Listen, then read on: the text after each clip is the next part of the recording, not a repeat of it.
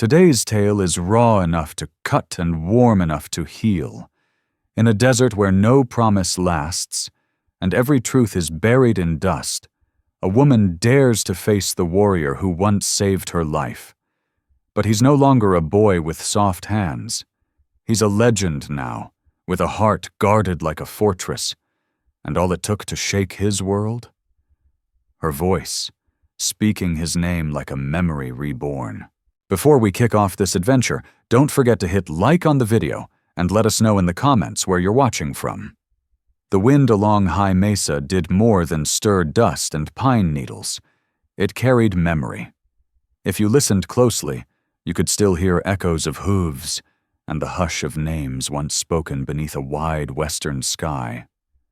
Ash Calder had built his forge at the canyon's edge, where the pines leaned into the wind and fog rolled through like smoke from an old, dying fire. Every morning before daylight, he woke the coals, letting their glow brush his weathered face. The steady beat of hammer on iron was his prayer, his way of keeping the silence from closing in too tightly. Years of solitude had shaped him. His hands were dark with iron, his gaze calm and unyielding, as steady as the land itself. Yet beneath that quiet strength lived a memory time had never scorched away.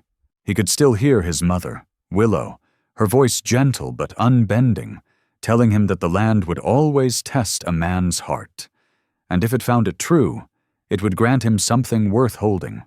She had been gone many winters now, leaving behind her words, a small silver bracelet, and the feeling that the earth itself was watching, weighing, waiting.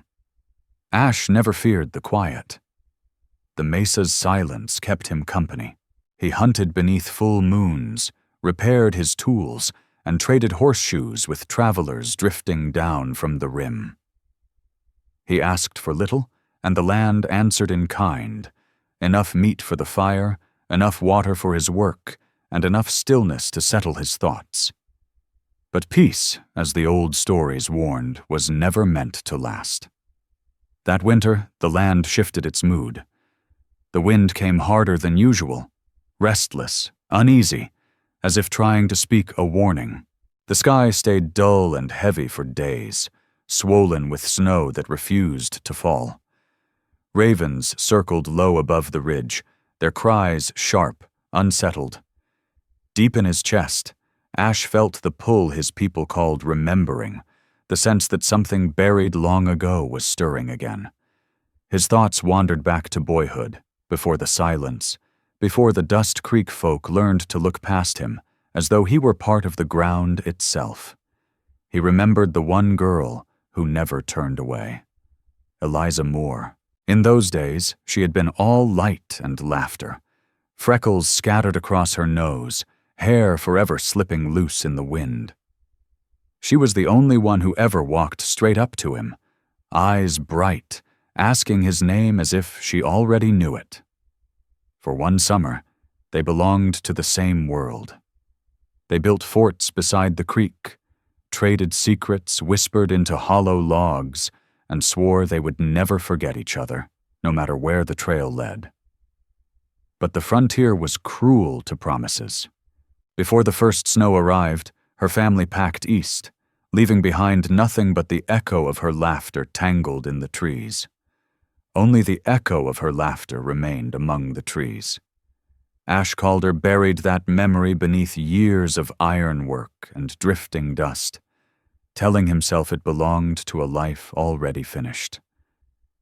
Still, in the hush between hammer blows, her face sometimes rose from the firelight, that fearless smile cutting clean through his solitude. The storm broke on a Tuesday night. Wind tore down from High Mesa, shaking the pines and forcing cold through every crack of his lodge. Ash fed the fire, pulled his blanket close, and listened as the night howled. Snow fell hard, smothering the land in white silence. By dawn, nothing looked familiar. The path to town had vanished.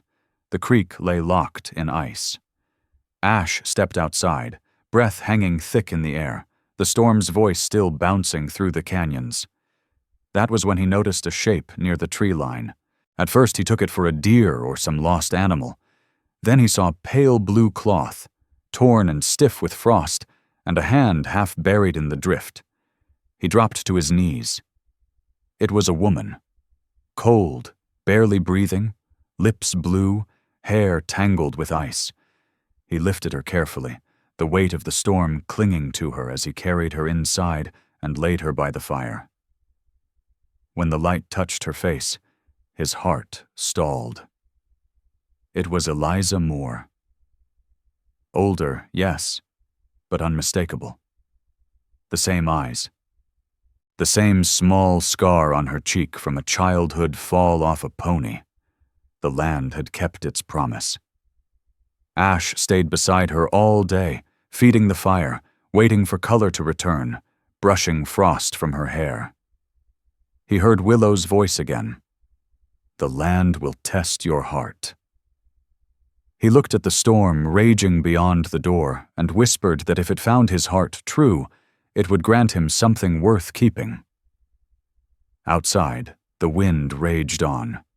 Endless, knowing. Inside, the fire held steady, and the life he thought long gone began to stir beside him. That winter, the land gave him a woman he was never meant to meet again, and a love strong enough to change them both. As the storm battered the cabin through the night, Ash's thoughts slipped backward to a gentler time, before fear and difference had drawn a hard line between two hearts. It was the summer of 1848. He was 10 then, small for his age, already watchful in a way that unsettled grown men. He lived with his mother near the pines, where a narrow creek wound through the valley like a strip of silver. Willow called it the singing water, because you could hear its voice long before it came into view. Each morning, Ash followed that sound to the rocks, where trout hid beneath moss and sunlight danced like broken glass. He sat still there, listening, learning. His mother said the woods had a language of their own, and if you stayed quiet long enough, they would speak to you one morning. While the air still carried the scent of damp earth and pine sap, Ash Calder heard a sound that didn't belong to the woods, not the soft step of deer or the call of a jay, but a sharp splash followed by a child's startled cry. He looked up and saw her standing in the middle of the shallow creek, a small girl with her dress soaked through, shoes missing, hair knotted by the wind. She stared down at a book half caught in the current, as if it had personally wronged her. He had never seen her before. Her skin was pale, her braids slipping loose, freckles scattered across her nose like sunburned stars. She frowned at the ruined book, then lifted her chin. "Are you just going to stare?" she said, "or are you going to help me?" Ash blinked, caught between laughter and surprise. Most children from town ran the moment they saw him. This one didn't even hesitate. He stayed silent, stepped into the water, and lifted the book free, its pages dripping, ink already bleeding away. He handed it back without a word. She tilted her head, studying him. "You don't talk much, do you?" Ash shrugged. "Well," she said, wringing out her dress, "I'm Eliza Moore. My pa says we're staying here till he finishes his timber survey. That means we're neighbors now." Neighbors. The word landed heavy and unfamiliar, yet she smiled like the matter was settled. For the rest of that summer, they met nearly every day by the creek. Eliza brought biscuits from her mother's kitchen, or a spoonful of jam, and Ash shared the stories Willow had told him. About the coyote who stole the sun, about the hawk that carried prayers into the sky. He showed her how to move without startling birds, how to read the prints of deer in soft mud. She laughed at his patience, calling him an old man, though he was barely older than she was. In return, she taught him how to whistle through a blade of grass and how to spell her name with pebbles on the sandbank. They were just children then, two small souls standing on opposite sides of a world already full of rules, about who was allowed to speak to whom. But in those woods, the rules never reached. Sometimes Eliza said things that left Ash quiet. Not because he disagreed, but because he didn't know how to answer. "I don't like how people in town talk about you," she said once, tossing stones into the water. Ash looked away. "It's fine. I'm used to it." "It's not fine," she snapped. "You didn't do anything wrong." He smiled then, a rare, fleeting smile like sunlight slipping through leaves. "Maybe not," he said softly, "but sometimes being born in the wrong skin is enough." Eliza frowned, her young mind wrestling with a world built on such unfairness. Then she said, simply, "If they don't see you, I do, and that's all that matters." To Ash, those words burned bright in his chest, warm and lasting, like fire that never fully goes out. It was the kind of warmth that never scorched, only settled deeper with each passing week. As they changed, the land changed with them. Wildflowers spread along High Mesa, and the air thickened with the sharp, sweet scent of pine resin. They built small forts from sticks and stones, calling them their kingdom. When the afternoon sun struck the creek just right, Eliza Moore said it looked like heaven had spilled its light across the water. One evening, as the sun slipped behind the rim, she sat beside Ash Calder on the flat rock above the stream, her legs swinging over the edge. Cicadas sang in the brush, and the air shimmered gold. "When I grow up," she said, chewing on the end of a blade of grass, "I'm going to have a house with blue shutters, not white. Blue. I'll plant roses, and I'll have a dog named Jasper. And maybe a fiddle. I'll play it every night until the stars come out." Ash frowned slightly. "What's a fiddle?" She laughed so hard she nearly tumbled into the creek. "You've never heard a fiddle, Ash? You've got so much to learn." He didn't answer, but in his silence lived a promise. Whatever world she imagined, he would carry it with him like a hidden treasure meant only for safekeeping. But summer was brief, and childhood even more so. The day she left came without warning. Ash waited for her at their rock from dawn until the shadows stretched long. When she never came, he followed the trail to her family's cabin. The garden lay choked with weeds, the door hanging open, the rooms answering him only with emptiness. Abigail Reed, a neighbor woman, told him they had gone east. Henry Moore's debts too heavy, his pride too brittle to remain. No farewells. Just gone. Ash stood in the dust as the last light drained from the sky.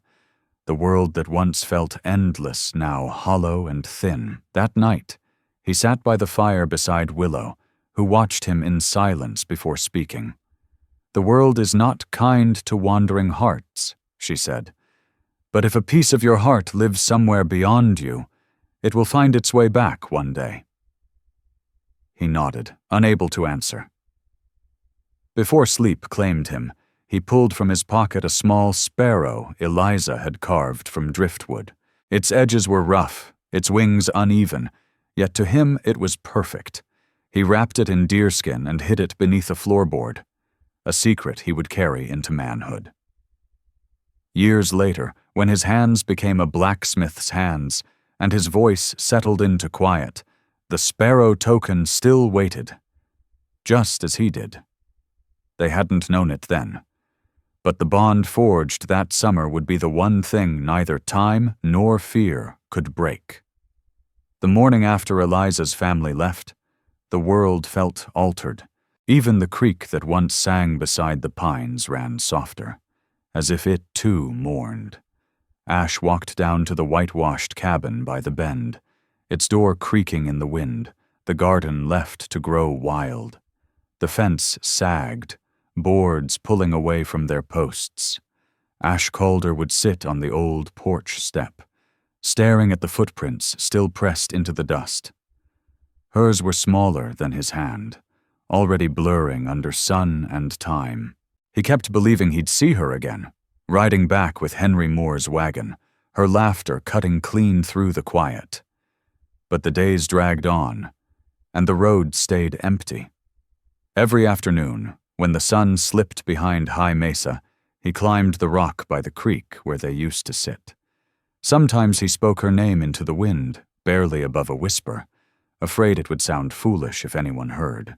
Other times he said nothing at all, only watched the light drain from the rim until the valley sank into shadow. At night he took out the small sparrow she'd carved for him, the driftwood bird shaped by patience, its wings uneven but full of meaning, and rubbed his thumb across its rough grain until sleep finally came. Then, one evening, he wrapped it carefully in deerskin and hid it beneath the floorboard near the hearth.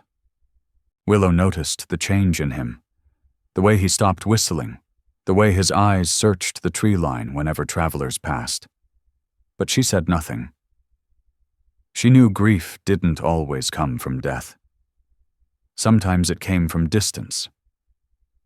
"Let it rest, son," she said softly once. "The world will give her back, if it's meant to." Ash nodded, though inside he wasn't sure the world ever gave anything back, not to people like them. Years moved on like slow pages in a book no one else was reading. Seasons turned, each leaving its mark on the boy learning to live without the sound of her voice. When he was 15, the first true winter storm tore across the rim, splitting trees and burying trails. That same year, his mother fell ill, coughing through nights that seemed endless. He chopped wood until his hands cracked, tended the fire, and prayed in both English and Apache. By the spring thaw, she was gone. Ash buried Willow beneath the pines where wildflowers bloomed in April, marking her grave with stones and a single feather. When he walked back to the cabin alone, the silence felt heavier than ever, a weight even the wind could not lift. He was 17 when he left the ridge for the first time, taking work at a logging camp miles away. Among men as rough as the land itself, he learned to swing an axe, shoe a horse, and keep his mouth shut. His hands hardened, his shoulders broadened, his words grew scarce. The others called him half-breed or ghost boy. Some laughed when he didn't answer. Others stopped laughing when they caught the look in his eyes. Ash didn't fight unless he had to, but when he did, it was quick, and it was silent. He moved from camp to camp, earning little more than a meal and a place to sleep. The years hardened him, but they did not make him cruel. Beneath the calloused skin and quiet ways, the boy who once shaped dreams beside a creek still lived. He found calm in the rhythm of labor, in the clean ring of hammer on iron, in the scent of pine smoke rising at dusk. He learned the patience of horses slowly learning trust. Every sound in the wild carried meaning, and though he lived mostly among strangers, he never forgot the way Eliza Moore had once said, "If they don't see you, I do." Sometimes, on long nights under a cloudless sky, Ash Calder would pull a small scrap of deerskin from his pack. New leather, not the piece hiding the sparrow token, and rub it between his fingers the way a man handles prayer beads. He never prayed for her return. He prayed only that the memory would not fade. By the time he reached 27, he had become what the Dust Creek folk called the quiet Apache Smith. His forge sat near High Mesa, the same land that had raised him and taken everything he ever loved. People sought him out when they needed something made to last, a horseshoe that wouldn't crack, a hinge that wouldn't rust, a blade that could endure winter. He was good at fixing things. Everything except himself. At night, when the forge fire died down to embers, he sat in the doorway with his eyes on the dark horizon. Coyotes cried in the distance, lonely and untamed. He wondered if Eliza ever thought of the boy she once knew, the one who pulled her book from the creek, who carried silence like a promise. He told himself she had forgotten, that she was somewhere far east, maybe married, maybe content, living in a house with blue shutters just as she'd dreamed. Yet sometimes, when the wind slid down from the rim carrying the smell of river mud and juniper, he could almost hear her laughter, faint as a tune from another life. That sound, or the memory of it, kept him breathing through the hardest years. He didn't know it then, but the land had been watching all along, listening, testing the truth of his heart, just as Willow had said it would. What was meant for you, the old ones believed, never stayed lost forever. It simply waited, quietly, for the right season to return. Somewhere beyond the horizon, past the dust and the long years of silence, that season was turning back toward him. 17 winters had passed since his childhood ended, and the world had changed. So had he. The boy who once waited by the creek had become a man shaped by solitude and work, his shoulders broadened by years of hammering iron. His face was darkened and etched by sun and wind, and the silence that once wounded him now lived inside like an old companion. That summer, the sky above High Mesa burned white with heat. Dust clung to everything: horses, roads, even memory itself. Ash Calder rode into Dust Creek for supplies: flour, nails, coffee. Nothing more. He avoided town unless necessity dragged him there. Men nodded with practiced politeness, watching him from the edges of their eyes. To them he was useful, not welcome. He tied his horse outside Samuel Holt's general store and lowered his head as he stepped inside, the bell above the door chiming soft and hollow. The air carried the mixed scents of coffee beans, kerosene, and wood soap.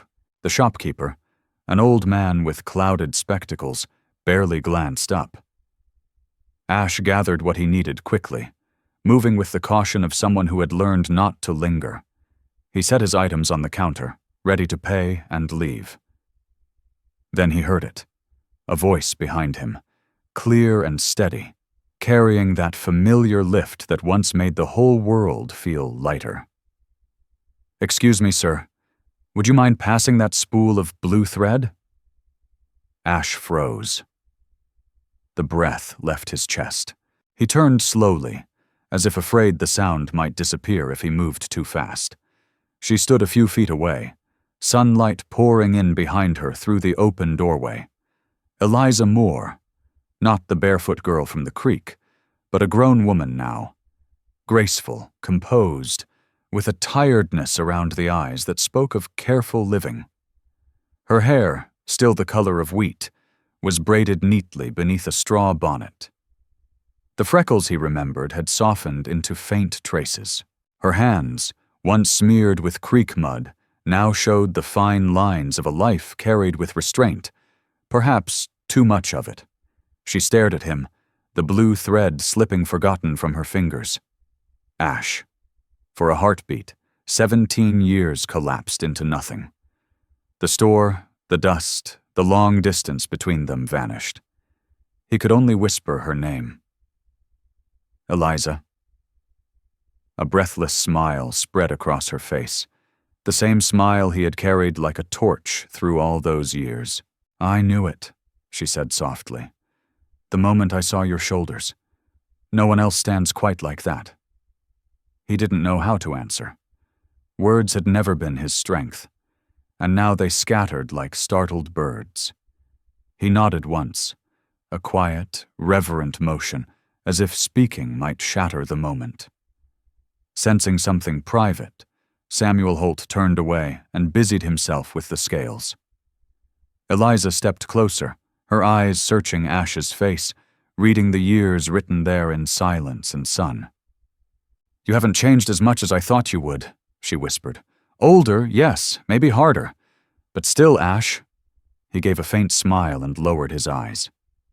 "And you," he said, his voice rough from years of disuse. "You became everything you once talked about." She tilted her head. "Not everything. No blue shutters, no dog named Jasper, and I never learned the fiddle." Her laugh was soft, but there was a sadness in it he hadn't heard before. When he didn't answer, she filled the quiet with the truth she had been carrying. "I teach now," she said. "At the little schoolhouse near the church.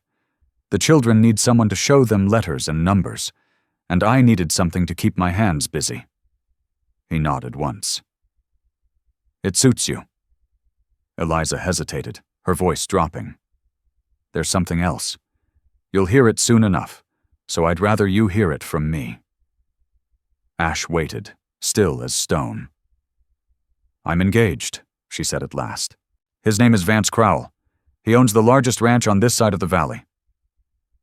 The name settled heavy between them.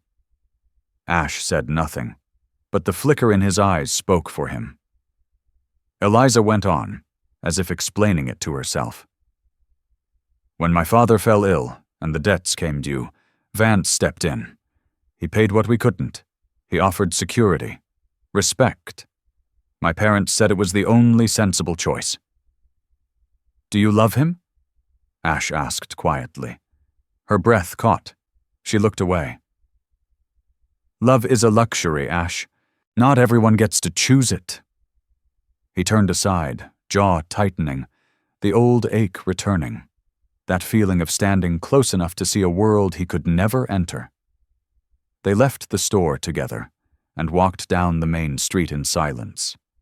The sun pressed down on the dirt road, wagons creaking past, the Dust Creek folk glancing their way, some curious, some disapproving. They stopped at the edge of town near a fence where the creek slipped quietly behind the sycamores. For a moment it felt like stepping back into another life. Eliza turned to him, her voice unsteady. "I thought time would dull what I felt. But seeing you now, it's like the years never happened." Ash met her gaze. He didn't speak, but his silence told her everything. The years hadn't changed the way he saw her. They never could. The church bell rang in the distance, its sound tugging her back toward the life waiting for her. She settled her bonnet and stepped back. "I have to go," she whispered.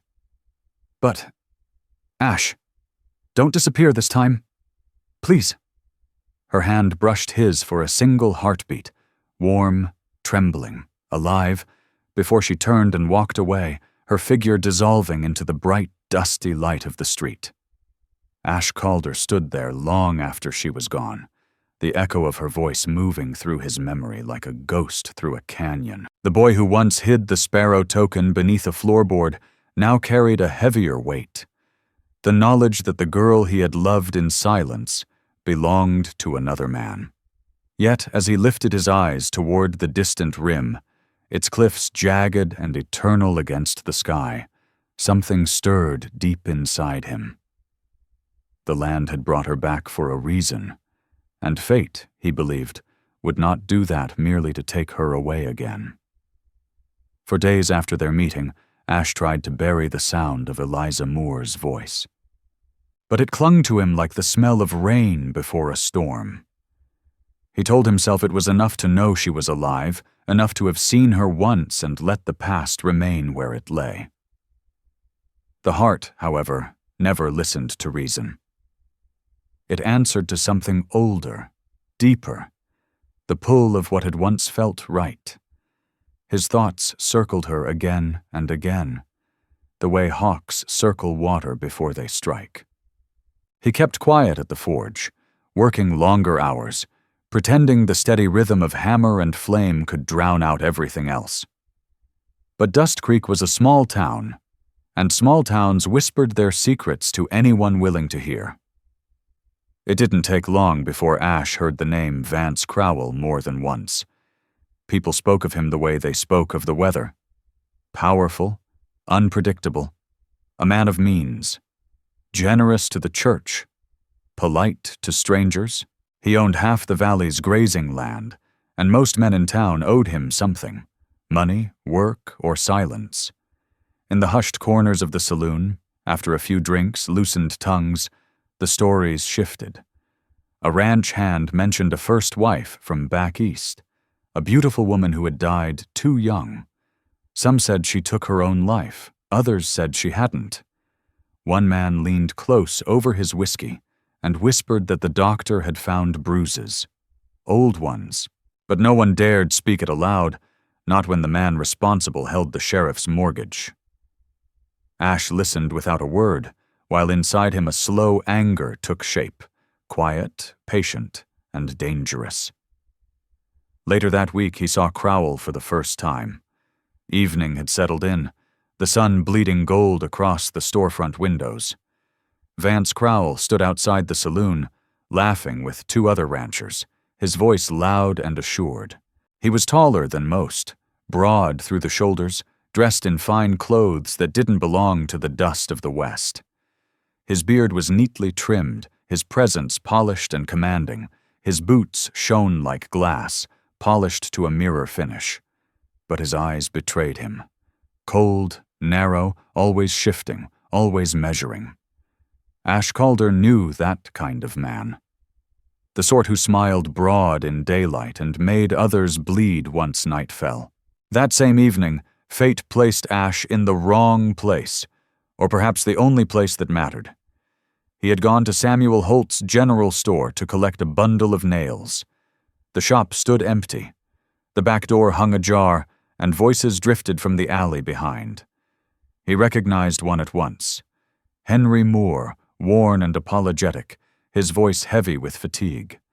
The other belonged to Vance Crowell, smooth as oil. "You've had 2 months more," Crowell said. 2 months past the note's due. I don't lend out of charity. "I just need a little more time," the older man pleaded. "The crops failed, and Eliza—" "Your daughter will be my wife soon," Crowell cut in. "You think I'd let my future father-in-law go bankrupt? I'm offering dignity, not ruin. You should be grateful." "I am," Henry said quietly. "But please, no more threats. She's not ready." "The wedding will happen when I say," Crowell snapped, the charm falling away to reveal the steel beneath. "A man doesn't save a family just to have the bride wander off on her own whims." Ash heard a dull thud, the sound of Crowell's hand striking the wall. Silence followed, then Crowell's voice again, lower, controlled. "You'll remind her what she owes. Debts aren't just numbers more, they're promises." Ash's fists tightened. He melted back into the shadows as Crowell walked away, coat flaring, boots biting deep into the dirt. That night, Ash couldn't sleep. He watched the forge fire sink to embers, his thoughts circling the truth he'd overheard.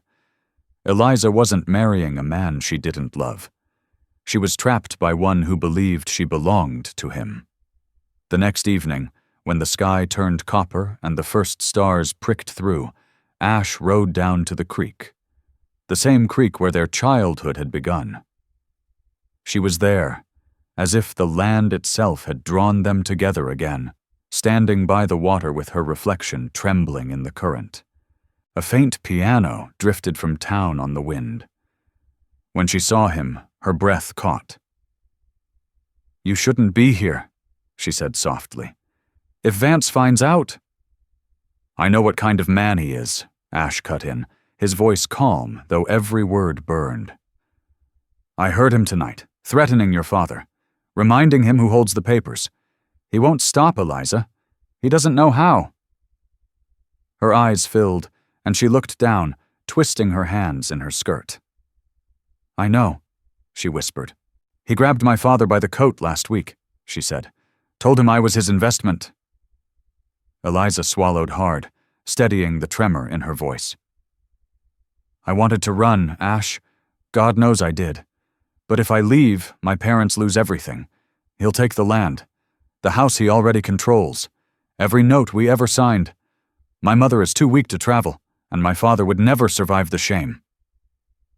Ash stepped closer, the creek murmuring between them. "Freedom bought with kindness is still freedom, Eliza," he said quietly.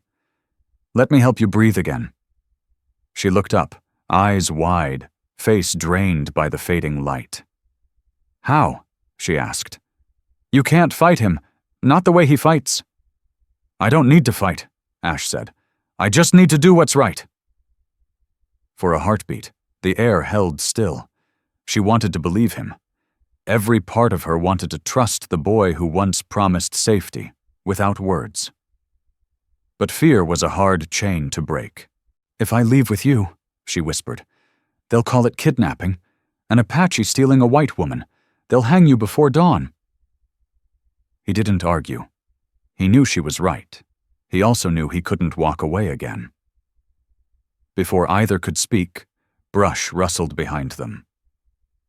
Footsteps. A lantern's glow cut through the trees as Vance Crowell stepped out of the dark, tall, composed, smiling the kind of smile that made the skin crawl. "Well," he said smoothly, "isn't this a pretty picture? Miss Moore and the blacksmith keeping late company?" Eliza recoiled, lips trembling. "Vance, this isn't—" "Save it," he snapped, the charm draining from his voice. "You won't ruin yourself with shadows and whispers. Tomorrow the banns are posted. 2 weeks from now you'll be my wife. Until then, you'll remain at your father's house. Do you understand?" She nodded faintly, eyes on the ground. Crowell turned to Ash. "As for you, Savage," he said, each word coated in poison, "I'll say this once. Stay away. Dust Creek has no place for your meddling in respectable affairs." Ash met his gaze, silent and unflinching.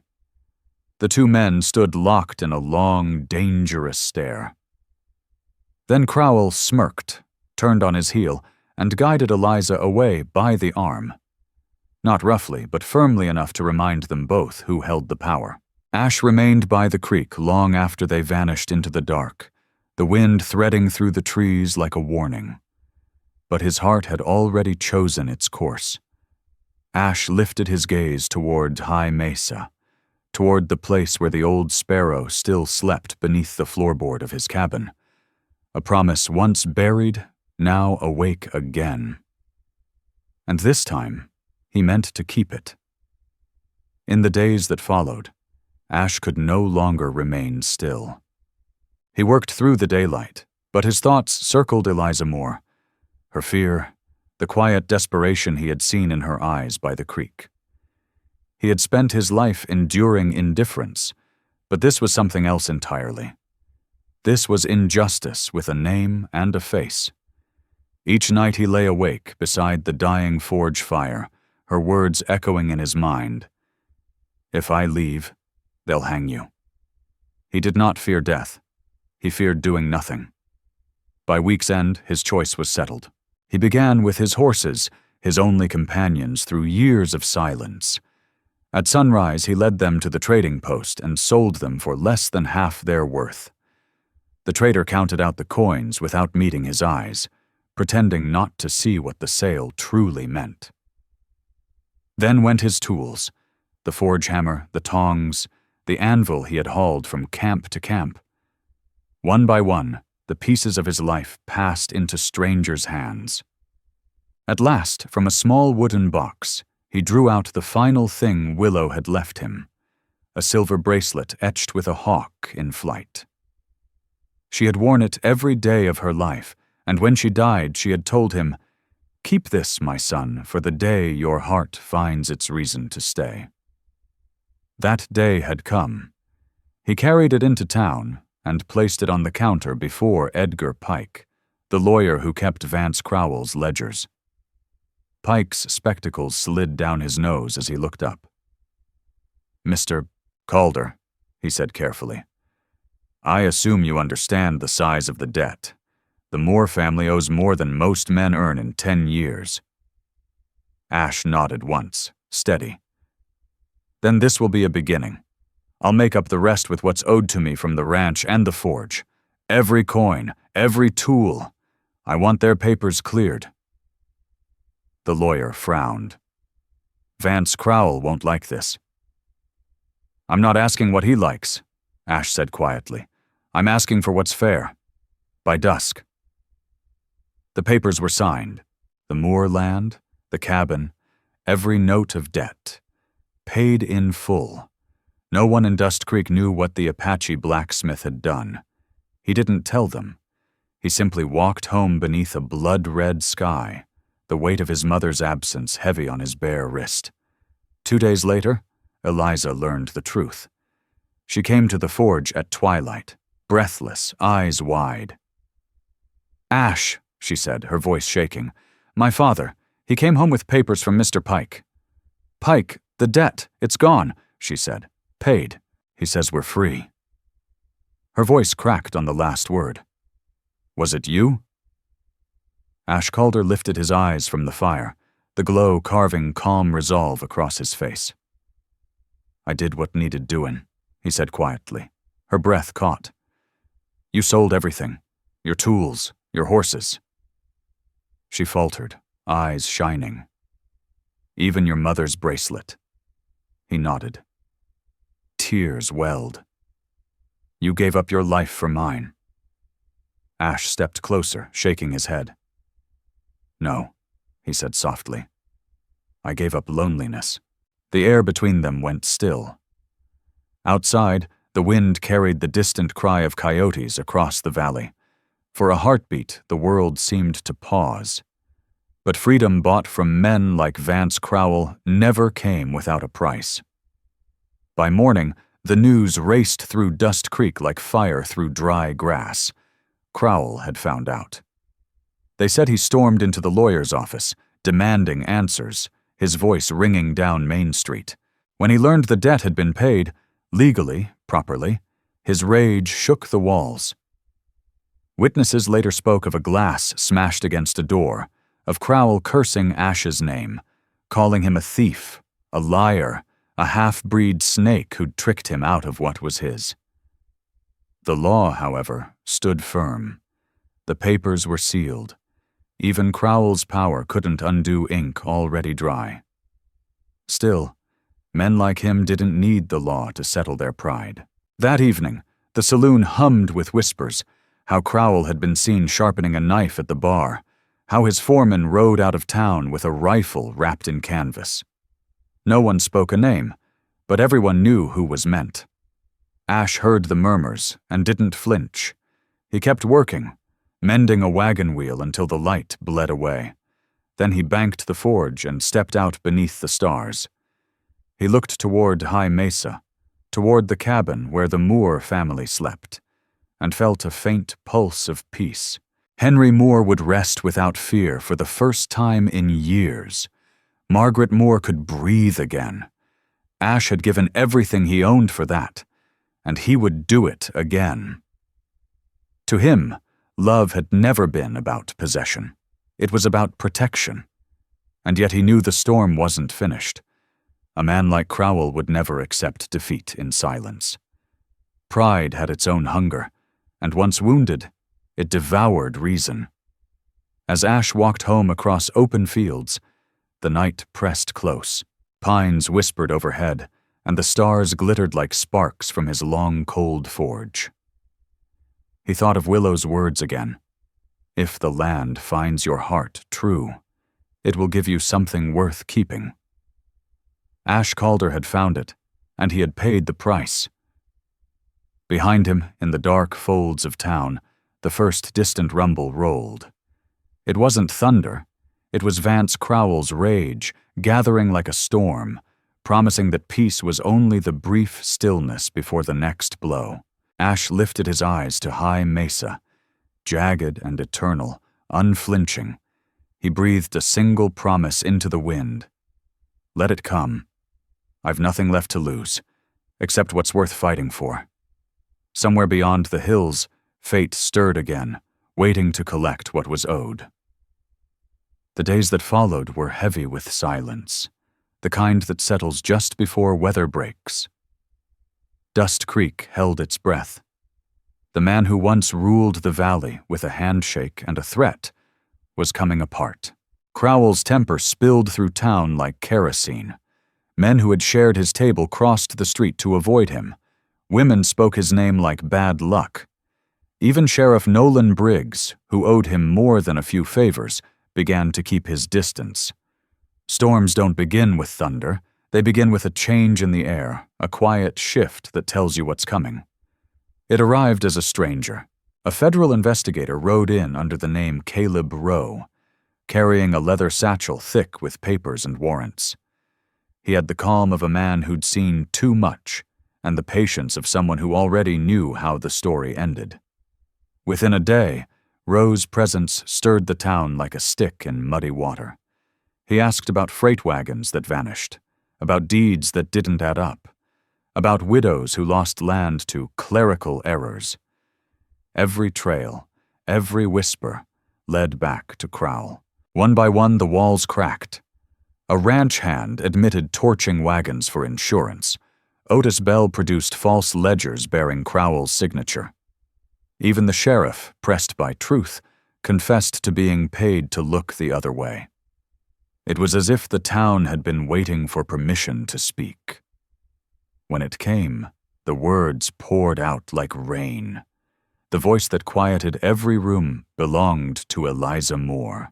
When Roe called her to testify, the courthouse filled, people arriving from miles away, drawn by the same curiosity that once fed on talk of her engagement. When she stepped forward, trembling, pale, yet unbroken, the whispers died. Her hands shook as she held the Bible. Her voice, when it came, was small but steady. She told them everything. How Vance Crowell had bought her father's debts, how he used paper and fear to bind a family, how promises became chains. He had demanded her hand like a deal struck over land, and when her father had hesitated, he'd seized the old man by the coat, shoving him into silence. He never spoke of her as a person. To him, she was something to own. The courtroom went still. Outside, the first drops of rain began tapping softly against the window panes. Eliza paused, just for a moment, as the memories pressed down hard. Her hands trembled slightly. She scanned the crowd, eyes flickering from face to face. Then she saw him, at the very back, Ash Calder. Silent. Still. He didn't speak, didn't move, but his presence held her steady, same as it always had.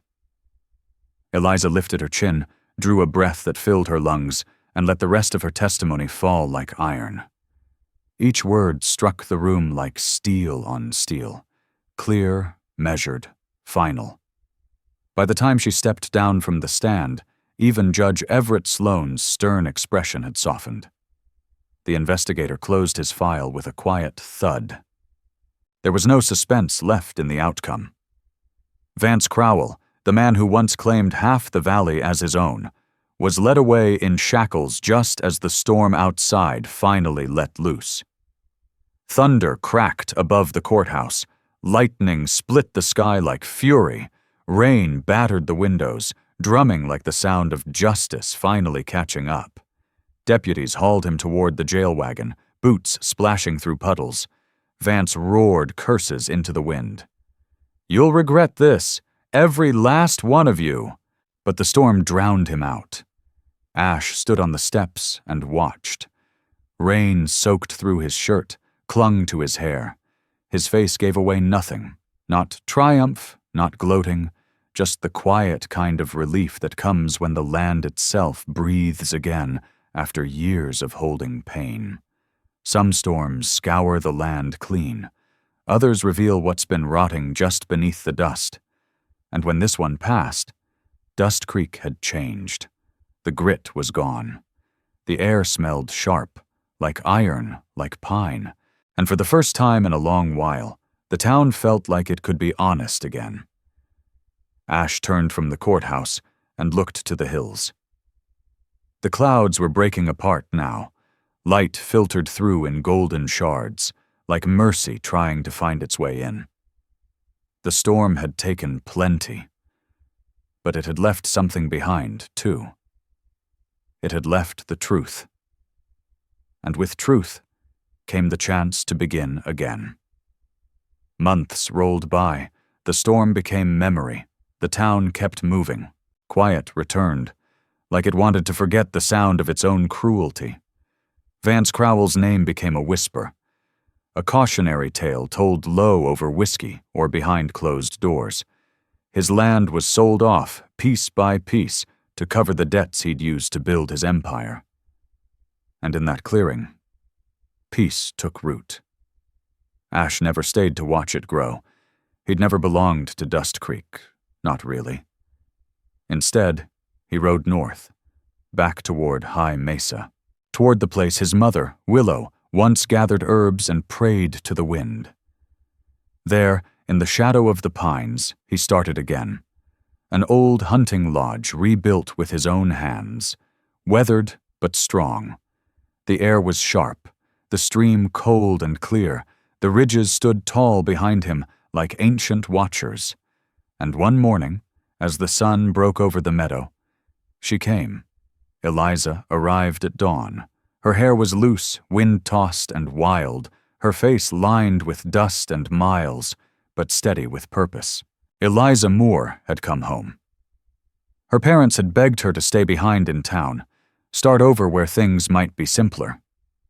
But Eliza had lived too long by other people's rules. "I've been safe," she told them, "but I haven't been living. Not really. Not until now." Together, she and Ash Calder patched the roof, hammered the walls back into place, and built a porch facing west, where the sun bled gold across the mountains. She painted the shutters blue, the exact shade she used to dream of as a girl. And when the last coat dried beneath her fingertips, she whispered through tears, "Blue, just like I always said it'd be." Ash stood nearby, quiet as ever. He'd spent most of his life fixing what others had broken: wagon wheels, busted gates, rusted hinges. But watching her now, laughter catching in the alpine air, he understood something new. He'd been mending himself all along. Their love wasn't loud. It didn't need to be.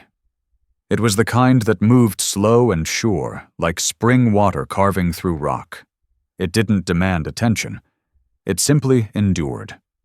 One evening, beneath a sky brushed with fire and ash, Eliza stood at the edge of the porch, shawl wrapped tight around her shoulders. The scent of pine and smoke curled through the air. "I've been thinking," she said, turning to him. "About vows." Ash gave her a soft smile. "We don't have a preacher." "We don't need one," she replied. And so, with no paper, no guests, no law to witness it but the land itself, they stood together, two souls tempered by hardship and healed by love. Ash took her hands. "I take you," he said, voice low and unshakable, "for all the days the ridge will give us." Eliza's eyes shone like starlight rising over High Mesa. "And I take you," she whispered, "for every night the stars keep burning." The wind moved through the tall grass, lifting their words and carrying them across the valley. Somewhere above, a hawk cried out, circling the same sky that had once watched them play as children by the creek. In that moment, nothing else mattered. Not the years apart, not the pain or the silence. They hadn't stumbled into this. They had chosen it. As months turned to seasons, their life settled into a rhythm quiet and beautiful. The garden bloomed beneath Eliza's hands. Ash built a small corral out back for the horses. Evenings found them side by side on the porch, saying nothing at all, because the wind in the trees and the soft rush of the creek said enough. On nights when the stars were clear and the wind still, Eliza Moore would take out the little sparrow she'd once carved for Ash Calder. Back when their world was simpler, and dreams felt close enough to hold. Its wings were smoothed with time. Color faded to a soft gray. But she kept it near the hearth, where the firelight gave it life again. Ash would watch her, the lines around his eyes deepening with the smallest smile. "Still sings," he'd say quietly, and Eliza, brushing her fingers over the wood grain, would answer, "Always will," because the desert remembers what it's given, and forgives what it can. Sometimes, when two hearts choose each other, despite the world's chaos and scars, that choice becomes a kind of home. not built of timber or stone, but of memory, of grace. The story of Ash Calder and Eliza Moore wasn't one people shouted across saloons or scribbled into ledgers. It was the kind the land kept close, tucked into the breeze, etched into the dust, whispered by the pines. And if you wandered the high meadow today, you might still catch the remnants, faded blue shutters catching the morning sun, a wooden sparrow perched on the porch rail, and a trace of laughter dancing on the wind. Out here, beneath the endless western sky, time doesn't erase such things. It holds them gently, like a song half remembered, half hoped for. Because the land never forgets, and neither should we. Finally, let me send my deep thanks to you. Thank you for listening. If this story has touched your heart, I invite you to stay with us to discover more true tales of the Wild West. Stories that honor resilience, tenderness, and the spirit that God placed in those who blazed the trail. Subscribe, share, leave your thoughts in the comments, and join us once again to journey across this untamed land. Thank you. Aviso legal. Disclaimer. These stories are crafted purely for entertainment and may contain imaginative additions or dramatic interpretations inspired by old frontier eras. We use AI-based resources, voice, imagery, and drafting as part of our creative process. But every final detail is carefully reviewed and shaped by human effort to preserve emotional depth and authenticity. We strictly follow YouTube's rules regarding AI-generated content and refrain from deepfakes, altered identities, or misleading representations. All images, sounds, and related materials are lawfully obtained. Please do not reuse, modify, or distribute any portion of this content without written permission. Thank you for valuing creativity, respect, and original work.